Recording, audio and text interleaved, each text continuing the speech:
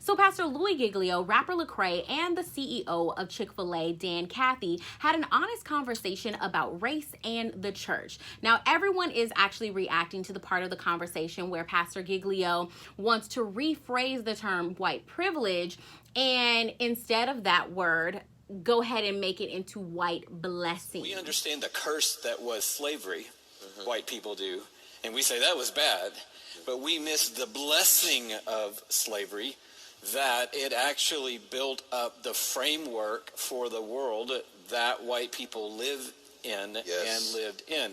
And so a lot of people call this white privilege, and when you say those two words, it just is like a fuse goes off for a lot of white people because they don't want somebody telling them to check their privilege. And so I know that you and I both have struggled in these days with, hey, if the phrase is the trip up, let's get over the phrase and let's get down to the heart. Sure. Let's get down to what then do you want to call it? And I think maybe a great thing for me is to call it white blessing, that I'm living in the blessing of the curse that happened generationally. Also, people are reacting to the point, Lecrae, the rapper, he is Afro-American, and he just was sitting in the conversation and did not actually interject and say, wait a minute, hold up, wait a minute, it's a 22, because I don't appreciate what you're saying, because that's not going to fly here for anyone. I feel like the time has to stop for us to move around the offenses of white folks.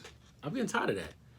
And to what Lecrae should have said, I know he was trying to be, sensitive to the matter and all that. He was on live, but he should have posed the question: with all that's going on, all the injustice, all the killings of black men, all of that stuff that's happening, where are all of these white evangelists at? Where are these white pastors at? If it's supposed to be about the word of God and they preaching the word of God, the word of God don't have nothing to do with color, right?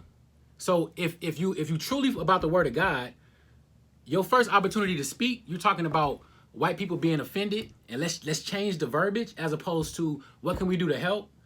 I haven't seen none of these pastors. The biggest ones I know, Joel Osteen. Where they at? All these people on TBN. Where are you at? You turn on TBN, they there all night. But when something happened to black folks, all these people that's supposed to love God, where they at? Now, I can't speak to that, but I will be doing some research on it to see if there's any pastor who actually has came out. You're talking about white evangelist pastors? Where are the white pastors at? When stuff happened to us, for this pastor to get online and say, oh, I'm offended, let's not call it white privilege, but white blessings. Are you fucking kidding me? Are you kidding me, bro?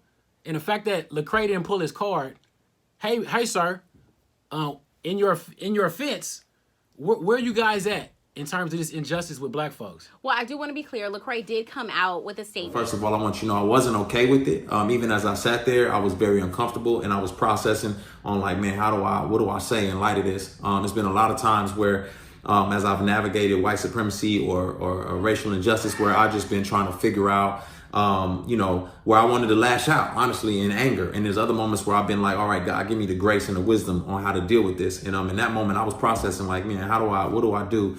I ended up having a conversation with him subsequently, right after we talked. And then I talked to him again last night and let him know my views and my perspectives. Obviously, I'm not okay with, changing white privilege to white blessing. That's a privilege in and of itself. But, man, yeah, we talked about it, and we're going to continue working through it. So I appreciate y'all and love you. But that does bring me to the question that, we can be caught off guard several different times. And I know I wish that I was more Amanda Seales and was able to articulate everything I wanted to say in the moment like she did with Caitlyn Jenner.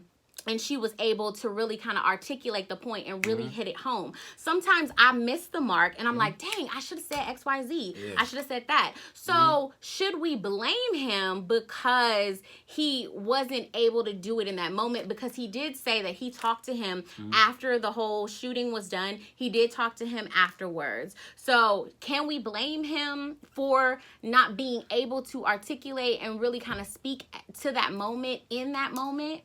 Because sometimes you just don't know what to say. Sometimes you just dang. Listen. I understand. I'm not trying to throw Lecrae under the bus. We appreciate the work you do, bro. Yes. All of that. You know what I'm saying? Yes. But with all of this that's going on, I can't give you no pass for that. You got this white man talking about we're not gonna call it white privilege, but white blessings, and we're offended. Well, sir, you don't have the right to be offended if you're not putting nothing into the pot for the movement. To me, where you at? Don't tell me you offended.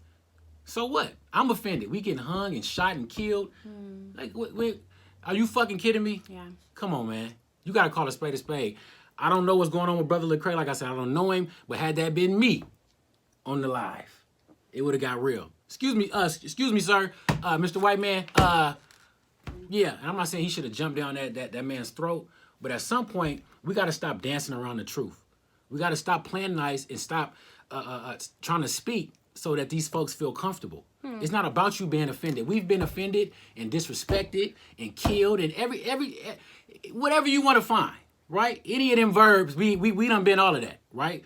So it's time for us to stop tapering ourselves and our feelings and our emotions so everybody else can feel comfortable. Because don't nobody care about how we feel. Right? Well, if it's really about the word of God, bro, where are you guys at? I don't ever see none of these white pastors, none of their congregation, nothing. I don't never see none of these fools when stuff happen to us. So don't call me telling me you offended. So what? Suck it up, champ. Thoughts?